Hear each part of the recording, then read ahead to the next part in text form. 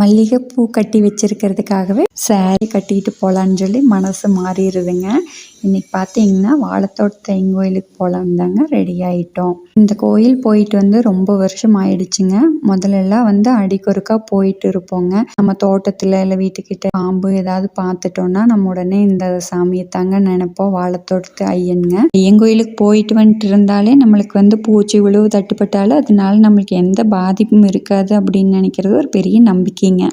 கோயிலுக்கு லெஃப்ட் சைடில் பார்த்தீங்கன்னா பூஜை ரூமுக்கு தேவையான பொருட்கள், அப்புறம் பொம்மைங்க, அதுக்கப்புறம் பார்த்தீங்கன்னா சாப்பிட்றதுக்கு ஸ்நாக்ஸு, காரம், இனிப்பு எல்லாமே வச்சுருக்காங்க.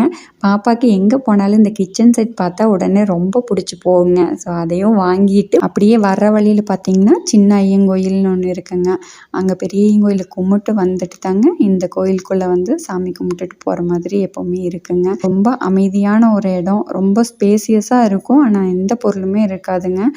கொஞ்ச நேரம் அமைதியாக உட்காந்துட்டு இருந்துட்டு வீட்டுக்கு கிளம்பியாச்சுங்க.